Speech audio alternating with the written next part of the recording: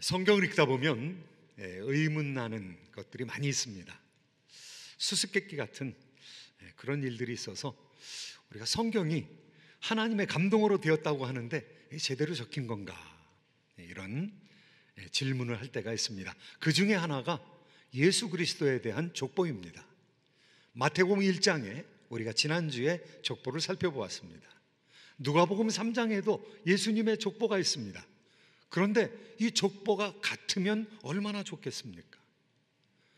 누구 한 사람이 한 사람 거를 베껴가지고 썼으면 얼마나 좋겠습니까? 그럼 똑같겠죠.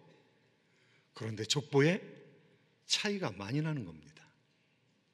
누가복음에 나오는 족보는 요셉으로부터 시작해가지고 올라갑니다. 야곱, 요셉 위는 야곱이요, 그 위는 누구요? 누구요? 그 위는 나단이요, 그 위는 다윗이요. 솔로몬이 아니고 나단이요, 그 위는 다윗이요. 그리고 계속 올라가서 아브라함이고, 그 다음에 노아까지 올라가서 계속 올라가서 그 위는 아담이요, 그 위는 하나님이라. 족보를 내려서 쓰는 것이 아니라 올려서 썼습니다. 그리고 마태복음 1장에서 보면 누가 누구를 낳고, 우리가 지난주에 살펴본 바와 마찬가지입니다. 그런데 다윗이 솔로몬을 낳고 솔로몬이 르호보암을 낳고, 왜 족보가 다를까? 그래서 무조건 믿어라, 따지지 말고 믿어라, 뭐 이렇게 믿는 방법도 있죠. 그런데 신학자들은 밥 먹고 무슨 일을 해야 되니까 성경을 연구하고 비교하는 것입니다. 그래서 이것은 마리아의 족보구나. 그리고 마태복음에 나오는 것은 요셉의 법적인 아버지 된 요셉의 족보구나, 이렇게 결론을 내렸습니다. 그래도 아니라고 그러면 뭐 어떻게 설복을 할 수 있겠습니까? 나는 그래도 못 믿겠다, 그럼 뭐 할 수 없죠. 돌아가시면은 하나님 앞에 가서 물어보는 수밖에 뭐 별 수가 있겠습니까? 그런데 누가의 기술 방법과 마태의 기술 방법을 비교한 사람은 아주 독특하고 재미있는 것을 발견합니다. 졸린 분은 지금부터 조시면 되겠습니다. 우리 생활하고 별로 상관이 없는 일이 될 수도 있으니까요. 이 누가는 어떤 기술의 방법을 가지고 썼는가? 사람이 글을 쓰려면 그냥 쓰는 것이 아니라 수필은 그냥 쓸 수 있죠. 그런데 여기는 예수님에 대한 역사를 지금 기술하는 거거든요. 그런데 역사를 기술할 때 아주 객관적으로 역사를 기술하려는 방법으로, 역사가의 방법으로 그 필치로 기록하는 사람이 있습니다. 그런 사람들은 히스토리컬 팩트, 역사적인 사실이 굉장히 중요한 거죠. 그런데 누가는 역사가라는 거예요. 누가는 어떻게 평가되느냐 하면 누가가 사도행전을 썼습니다. 그리고 누가복음을 썼습니다. 누가복음과 사도행전, 각기 다른 두루마리로 되어 있는 신약 성경의 24%를 차지하는 기록을 누가가 남겼습니다. 누가는 의사입니다. 이방인들을 향해서 썼습니다. 객관적인 필지로 썼습니다. 역사가의 필지로 썼습니다. 그러니까 예수님이 마리아의 몸을 통해서 났으니까 역사적인 관점에서 보면 마리아의 족보를 기술해야 되는 거죠. 그러다 보니까 다윗 아래에 솔로몬, 르호보암, 이런 얘기가 나와야 되는데 왕조가 안 나온 겁니다. 다윗이 나단이라는 아들을 낳은 거죠. 그러니까 요즘 말로 하면은 대군의 족보지. 다윗까지는 왕족보인데 다윗 밑에서부터는 대군의 족보죠. 양령대군, 효령대군 이런 거 있는 것처럼 왕이 되지 못한 왕자들의 족보가 된다면, 마태의 족보는 다윗이 솔로몬을 낳고 솔로몬이 르호보암을 낳고 왕의 계통이 쭉 나와 있습니다. 그러니까 두 사람의 기술 방법이 다른 거죠. 한 사람은 역사가의 방법이고요. 마태는 어떤 방법? 마태는 유대인들에게 복음을 전해야 되거든요. 유대인들은 메시아 주장을 하는데 다윗의 후손으로 온다고 그러니까 다윗의 후손, 특별히 왕가의 혈통을 따른 사람이 아니면 딴 데 가서 알아봐라, 이렇게 얘기하거든요. 그러니까 법적인 왕통을 사용을 해서 역사를 기술한 겁니다. 신학자의 기술이죠. 신학적인 관점을 가지고 파악을 해서 쓴 것이죠. 그러니까 마태에 의해서는 요셉의 이야기가 나온 것입니다. 성경 전체에서 요셉에 대해서 5줄, 10줄 이상을 할애한 곳은 여기밖에 없습니다. 요셉이라는 인물을 주인공으로 해서 글을 쓴 곳은 여기밖에 없습니다. 누가복음에서는요, 마리아를 중심으로 써버렸어요. 역사적으로 기술해야 되니까. 마리아가 수태고지를 받는 거, 마리아가 엘리사벳을 만나는 거, 거기 몇 개월 동안 머물러 있는 거, 마리아의 노래, 이런 것들이 나와 있죠. 그러니까 성경 전체에서 요셉을 주인공으로 해서 쓴 것은 바로 여기 우리가 읽은 18절부터 25절까지 여기밖에 없습니다. 그리고 요셉이 아버지가 되는 것이 왜 중요한가? 지금 여기서 그 얘기를 하고 있는 것입니다.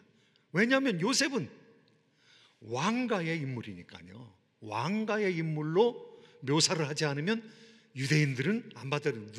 누가는 데오빌로 각하에게 말씀을 전했죠. 그러니까 데오빌로, 데오 하면 하나님입니다. 필로스 하면 사랑이라는 뜻이죠. 하나님을 사랑하는 자, 그런 이름을 가지고 있는 어떤 사람한테 보낸 거죠. 그러니까 헬라적인 문화에 노출되어 있는 사람에게 보낸 것입니다. 그러니까 족보를 따질 필요가 별로 없어요. 역사적으로 맞으면 맞는 것입니다. 마태는 요셉을 중요한 인물로 지금 다루고 있습니다.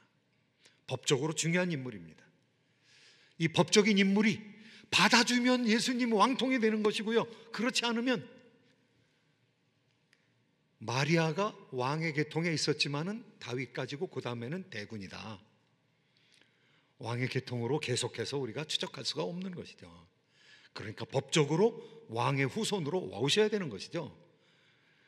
하나님께서 요셉에게 은혜를 베풀어 주셔서 요셉이 하나님의 설복을 당하게 하셨습니다. 그래서 마리아를 받아들이게 했습니다. 마리아를 통해서 예수님을 영접한 것이죠. 예수님을 영접하느냐 안 하느냐, 굉장히 중요한 문제죠. 요셉이 영접하지 않았다면 왕통으로서 예수님께서 자라날 수가 없는, 신학적인 아우라를 입을 수 없는 그와 같은 상황이었겠죠. 그런데 요셉이 하나님의 설복에 굴복했습니다. 하나님의 설복에 오늘 굴복하는 과정이 표현이 되어 있습니다. 하나님의 설복에 어떻게 굴복했을까요? 처음에는 당혹스러웠습니다.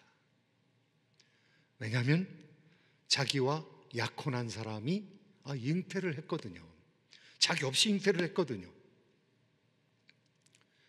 요셉의 설복 과정에 있어서 첫 번째 문제는 이게 너무 당혹스러웠다는 것이죠. 자기 없이 임신한 아내가 있었다는 것이죠. 유대인들은요, 13세가 넘어가면은 이제 약혼을 합니다. 부모끼리 이제 얘기를 나눕니다. 우리 아들 당신 딸하고 혼인시키자. 그러면 거의 결정이 되는 겁니다. 그리고 결혼하기 1년 전에 대개 약혼을 합니다. 약혼을 하면 그때부터는 아내라고 부르는 겁니다. 아내 남편 관계가 되는 것입니다. 그것을 깨트리는 것은 파혼하는 것입니다. 파혼하는 것과 똑같습니다.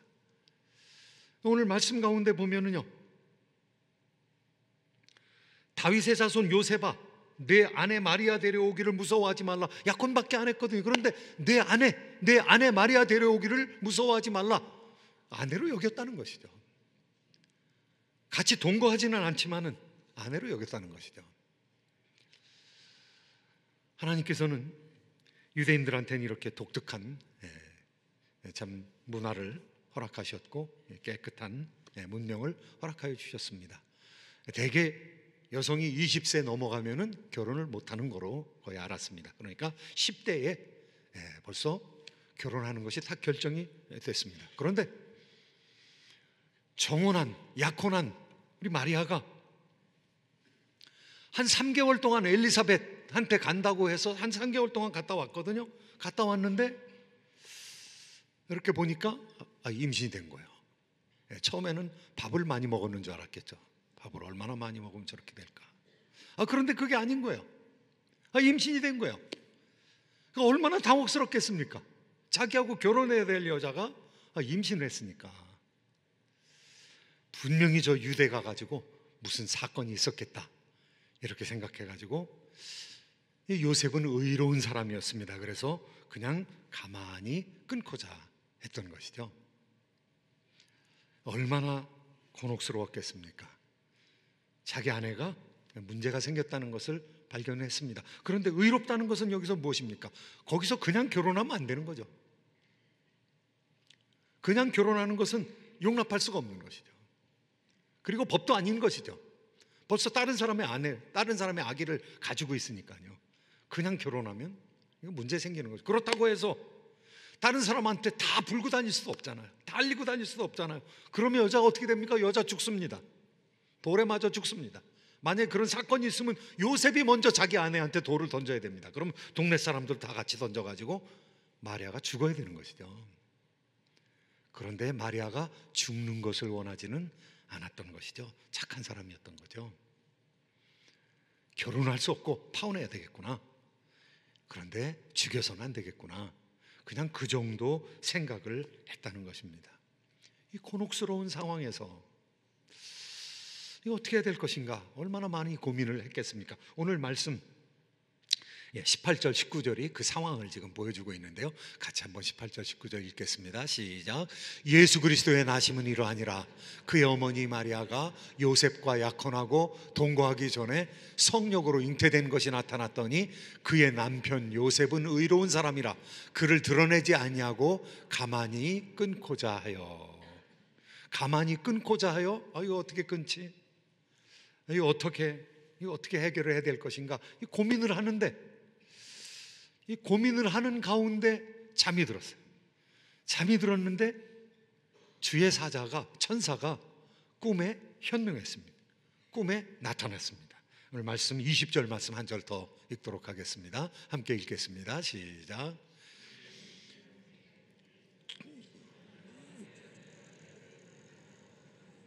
다시 제가 못 읽어가지고 다시입니다. 다시 한번 읽겠습니다. 20절 말씀 시작. 이 일을 생각할 때에 주의 사자가 현몽하여 이르되 다윗의 자손 요셉아, 내 아내 마리아 데려오기를 무서워하지 말라. 그에게 잉태된 자는 성령으로 된 것이라.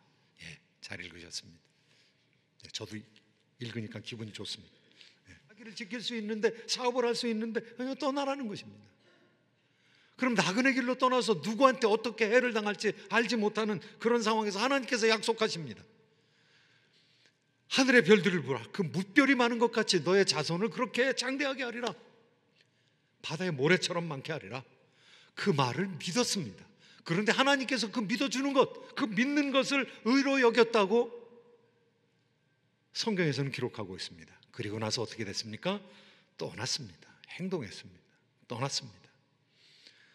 노아는 어떻게 했습니까? 노아 방주를 지었습니다. 이제 이 세상은 선이고 악이고 모든 것이 다 드러나는 시대가 되었습니다. 이제 노아 방주가 어디에 있는지 드러나는 세상이 되었습니다. 노아 방주의 흔적들을 찾아볼 수 있는, 이제는 드론을 띄워가지고 그곳에 다 볼 수 있게끔, 이제는 다 영상을 찍어가지고 다 볼 수 있는 시대가 되었습니다. 이제 하나님의 말씀을 믿는 것이 어떻게 보면 더 쉬워졌습니다. 하나님 말씀을 믿으면 수많은 자료들을 통해서 검증을 할 수 있는 세상이 되었기 때문에 그렇습니다. 하나님께서 모세에게도 그렇게 하셨습니다. 모세가 80세 되었을 때 떨기나무 불꽃 가운데서 모세를 불렀습니다. 호기심이 많은 모세를 향해서 부르시고, 그리고 너는 내 백성 이스라엘을 내어보내라, 해방시켜라, 이렇게 말씀하셨습니다. 도저히 안 되는, 자기가 애굽의 군대를 알죠. 40년 전에는 애굽의 말을 잘할 수가 있었습니다. 그런데 지금 80세가 되어서 하나님, 그때 내가 40세 때, 그때 한다고 그랬을 때, 내가 독립운동 한다고 그랬을 때 그때 도와주셔야죠. 그때 도와주셔야죠. 지금 아니잖아요. 지금 80세인데 보낼 만한 사람을 보내세요. 이제 말도 다 잊어버렸어요. 이집트 말 안 쓴 지가 40년입니다. 그런데 하나님께서 막 화내시는 겁니다. 화내시면서 너 말 못하냐? 그러면 말 잘하는 아론을 너를 대신해 가지고 너를 대신해서 얘기하는 사람으로 세우리라. 하나님께 그렇게 말씀하시면서 모세를 다그치셔서 모세가 복종합니다. 아브라함이 복종하는 것이죠. 노아가 순종하는 것이죠. 요셉이 어떻게 했습니까? 요셉이 순종하는 것입니다. 하나님에게 설복당했습니다. 하나님께 설득당했습니다. 그래서 마리아를 영접하기로 한 것이죠. 마리아와 함께 예수 그리스도를, 아기 예수를 영접하게 된 것이죠. 그리고 그들을 보호하게 된 것이죠. 오늘 말씀 가운데서는 천사의 말을 듣고 터무니없다 이렇게 얘기하지 않고 그 말씀을 받아들였습니다. 순종했습니다. 그래서 요셉의 순종의 모습을 24절, 25절에 이렇게 적고 있는데요. 우리 같이 한번 읽도록 하겠습니다. 함께 읽습니다. 시작. 요셉이 잠에서 깨어 일어나 주의 사자의 분부대로 행하여 그의 아내를 데려왔으니 아들을 낳기까지 동침하지 아니하더니 나음의 이름을 예수라 하니라. 주의 사자의 분부대로 행하여 설복당했다는 것을 행위로 드러냈죠. 행위로 결단했죠. 몸이 움직여야 되는 것이죠. 헌신하는 것은 마음으로만 헌신하는 거 아니죠. 그 헌심이라고 그럽니다. 헌심. 그런데 헌심이라는 말은 없습니다. 마음을 다한다는 말은 있지만 헌심이라는 말은 우리가 사용하지 않습니다. 헌신입니다. 헌신은 몸을 들인다는 것이죠. 몸이 움직여야 된다는 거죠. 액션을 취해야 된다는 거죠. From knowledge to action. 우리가 지식으로만 가지고 있는 것이 아니라 나타내야 된다는 것이죠. 믿음을 어떻게 나타냈는가? 자기가 설득당한다는 것을 어떻게 나타냈는가? 오늘 말씀해 보니까 잠에서 깨어 일어나 주의 사자의 분부대로 걸어갔다는 것입니다. 마리아가 사는 대로 갔다는 것입니다. 그리고 당신 들어오셔. 나와 당신 관계는 결혼의 관계요. 그 애가 당신 보호하겠습니다. 돌맞지 않게 하겠다는 것이죠. 버리지 않겠다는 것이죠. 그리고 마리아와 함께 있는 그 태중에 있는 아이를 영접하겠다는 것이죠. 책임지겠다는 것이죠. 보호하겠다는 것이죠. 법적으로 바운다리가 되어주겠다는 것이죠. 그야말로 어둠으로 가득 차 있는 세상 가운데 마리아와 같은 사람이 있었습니다. 주의 여정의원이 주의 뜻대로 사용하여 주십시오. 그런데 주의 남종이 한 사람이 더 있었던 것이죠. 요셉이 천사들의 말을 듣고 마리아의 집에 찾아가서 마리아를 자기 집으로 데려온 것이죠. 그리고 보호자로서 살아가게 되었던 것이죠. 이름을 지었습니다. 이름을 천사들에게서 들은 대로 그의 이름을 예수라 하라. 예수라고 이름을 정했습니다. 그리고 그렇게 불리고 또 그렇게 보호하고 기르고 주의 아버지가 되었던 것이죠. 세상이 아무리 어두워져도 밝게 빛나는 별들과 같은 사람들이 있습니다. 그런 사람들은 자기의 뜻을 굴복시켜서 하나님께 설득당하는 사람들입니다. 믿음으로 행하는 사람들입니다.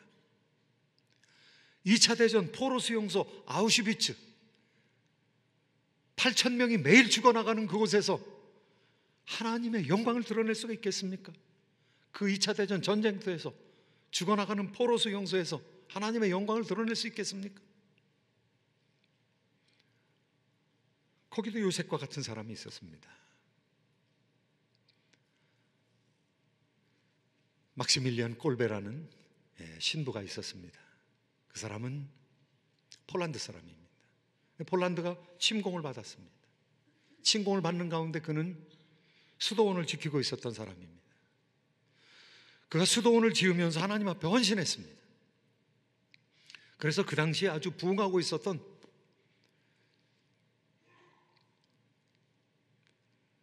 사교를 쫓는 그런 사람들, 이 프리메이슨 같은 그런 사람들과 싸우면서 신앙을 지키려고 노력했던 사람입니다. 신앙을 지키려고 노력할 때 그가 수도원에서 문서 사역을 했습니다. 신문을 냈습니다. 저널을 발간했습니다. 잡지를 발간했습니다.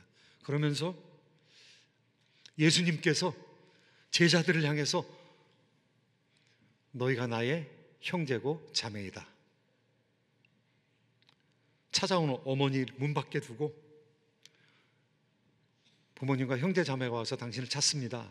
제자들을 향해서 너희가 나의 형제고 너희가 나의 자매다 이렇게 얘기했던 것처럼 이 막시밀리안 꼴베 신부가 인쇄기 사이를 돌아다니면서 인쇄기를 향해서 너희가 나의 형제고 너희가 나의 자매다. 왜냐하면 인쇄를 해가지고 복음을 뿌릴 수 있기 때문에, 복음 전도를 문서 선교를 했기 때문에. 그런데 그 수도원이 조사를 받기 시작했습니다. 조사를 받으면서 거기 많은 죽어가는, 죽임을 당해야 되는 유대인을 숨겼다는 사실을 사람들이 알게 되었습니다. 게슈타포에서는 알고 막시밀리안 꼴베를 아우슈비츠로 보냈습니다. 그래서 아우슈비츠에서 그가 14동 수용소에서 지내고 있었습니다. 하루는 개가 짖는 소리가 들렸고요, 총 쏘는 소리가 들렸고요. 그런데 시체를 찾지 못한 것을 보니까 사람들이 도망갔다는 생각이 들었습니다. 14동 그 수용소에 있는 사람들이 아침에 다 나와서 조회를 합니다. 그런데 조회하는 데서 한 사람이 도망갔다, 한 사람이 도망갔기 때문에, 그를 잡지 못했기 때문에 너희들 10명이 굶어 죽어야 된다. 그래서 10명을 골라냈습니다. 10명을 골라냈는데 그 중에 가요니체크라는 사람이 있었습니다. 가요니체크가 슬프게 울었습니다. 내 자식들 둘이 아직도 여기 있고, 그리고 내 아내가 살아있는데 난 죽으면 안 됩니다. 그 우는 가요니체크를 보면서 막시밀리안 꼴베가 나왔습니다.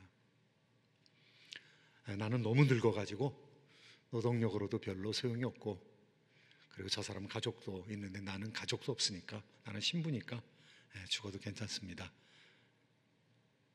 저를 죽이고 대신 저 사람을 살려주십시오. 그러니까 프리츠라는 독일군 장교가 그럼 그렇게 하겠다. 그래가지고 10사람을 아사 감방에 집어넣었습니다. 그냥 굶어 죽는 겁니다. 먹지도 못하고 마시지도 못하고 그냥 죽어가는 거죠. 거기 들어가는 날부터 사람들이 싸우고 남 욕하고, 그래서 많은 사람들이 그냥 미리 두려움 때문에 죽어갔던 것이죠. 지옥이었던 것이죠. 그런데 지옥이 변화했습니다. 신부님이 한 명이 들어가가지고 지옥이 변했습니다. 그 사람들의 고해성사를 받아주었습니다. 하나님 앞에 회개하고 나가게 했습니다. 그 사람들이 하나님 앞에 기도하게 만들었습니다. 죄를 회개하게 하고요. 일주일이 지나가도 사람들이 다 죽질 않았습니다. 아무것도 못 먹고 2주일이 지나갔는데도 이제 감방을 비우고 새 사람들이 들어와야 되는데 새 사람들이 들어올 수가 없게 된 겁니다. 감방을 열어 제끼고 시체를 치우고 아직도 살아있는 4사람을 발견을 했습니다. 그래서 페놀 주사를 놓아가지고 3사람을 먼저 죽이고 1941년 8월 14일 꼴베 신부를 독극물을 투입해서 죽였습니다. 그는 그렇게 죽었습니다. 그런데 그와 함께 가는 9명들, 그 9명들의 영혼을 복음 가운데로 인도할 수 있었던 것이죠. 그는 평소에 그렇게 얘기했습니다. 그리스도인들은 어떻게 살아야 되는가? 그리스도인들은 준비해야 된다. 그리고 믿어야 된다. 그리고 난 다음에 마지막은 어떻게 생활해야 되는가? 고난을 받아야 된다.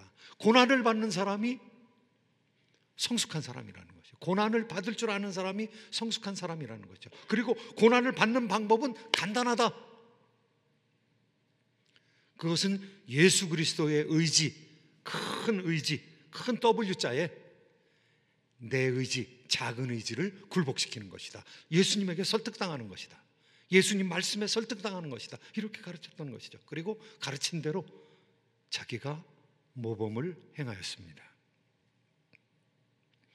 2000번의 크리스마스가 왔습니다. 그런데 왜 세상은 바뀌지 않을까요? 크리스마스는 그리스도를 예배하는 날입니다. 크라이스트 매스, 예배라는 거죠. 그리스도를 예배하는 날이죠. 크리스마스는 2000번이나 다 됐는데 왜 수많은 사람들은 아직 그리스도를 예배하고 있지 않은가? 그리스도를 영접하지 않아서 그런 것이죠. 그리스도를 영접한다는 것은 왕 대신 그리스도, 그분의 의지를 내 마음에 모신다는 것이죠. 그게 누구 책임이냐? 먼저 복음을 안 사람들의 책임인 것이죠. 이 세상에 악이 관영하고 있습니다. 그 악이 관영한 것이 누구 책임이냐? 세월호가 누구 책임이냐? 세월호가 박근혜 책임입니까? 얼마 전에 제천에서 이 스포츠 센터가 불에 타서 29명, 그 중에서 20명이 여자가 죽었습니다. 불에 다 죽었습니다.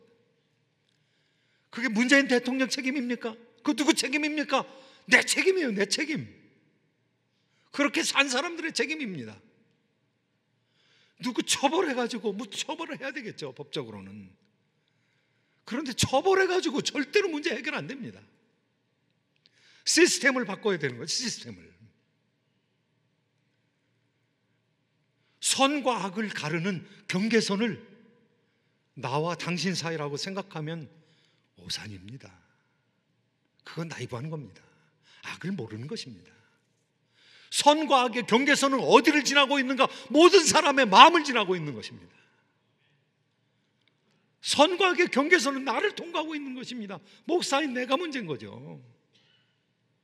이 세상 사람 한 사람 한 사람이 문제인 것이죠. 대한민국의 시스템이 안 변하는 건 대한민국 한 사람 한 사람이 문제인 것이죠. 대통령 가르면 문제 해결됩니까? 또 갈아버릴까요?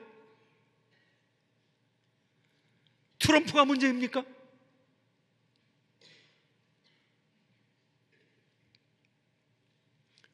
오바마가 문제입니까? 내가 문제입니다. 선악의 경계선은 내 마음을 지나고 있으니까요. 그러니까 내 의지를 어떻게 하나님의 의지에 굴복시키느냐, 이것이 문제인 거죠. 왜 세계 복음화가 안 돼 있습니까? 내 문제죠. 크리스천의 문제죠.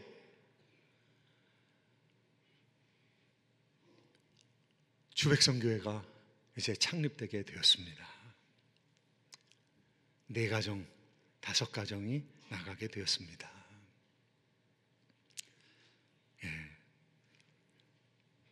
미니멈 12가정이니까 저는 한 20가정 나가면 어떻게 될까 걱정을 했는데, 좀 예상한 거에 3분의 1 정도밖에 안 되었습니다. 오늘 우리가 파송식을 합니다. 파송식을 하고라도 하나님께서 감동하시면 고통스러운 일이죠. 낮아지는 일이죠. 따뜻한 데서 예배드리지 못하고 어려운 데서 예배드리는 그런 상황이죠. 목회자는 뜻이 섰습니다. 그리고 4가정에 또 뜻이 섰습니다. 하나님께서 그 결단에 축복하시고, 모든 교회는 개척교회로 시작됐으니까, 모든 교회는 개척교회니까 하나님, 개척교회 하나님께서 힘주시고 능력 주시고 또 그들 가운데 성령께서 역사하심으로 말미암아 참으로 구원의 역사가 풍성히 나타나기를 예수님의 이름으로 축원드립니다. 또 하나님께서 우리에게 힘주셔서, 하나님, 악의 경계선이 이렇게 나가면 얼마나 좋겠습니까? 그런데 모든 사람이 죄를 범하였으며 하나님의 영광에 이르지 못하더니 악의 경계선이 우리의 마음을 관통하면서 진행되니까요. 마음의 경계선이 사회경제적인 계급을 따라서 지나가면 얼마나 좋겠습니까? 정치적인 영향력을 따라서 지나가면 얼마나 좋겠습니까? 종교를 따라서 지나가면, 인종을 따라서 지나가면 얼마나 좋겠습니까? 그런데 악의 경계선이, 선과 악의 경계선이 내 마음을 타고 지나간다니까요. 네. 하나님이여 저를 불쌍히 여겨주시옵소서. 크리스마스가 되어도 예배를 드리지 않는 사람들이 많은 이유는 내 책임인 것이죠. 내 책임. 그래서 크리스마스를 크리스마스 되게 하려면 기뻐하는 저희들이 아무 의미를 두지 않는 사람들, 해피 할러데이라고 얘기하는 그 사람들의 마음으로 나가야 되는 것이죠. 우리로 말미암아 크리스마스의 의미를 깨닫는 사람들이 점점 많아지기를 예수님의 이름으로 축원드립니다.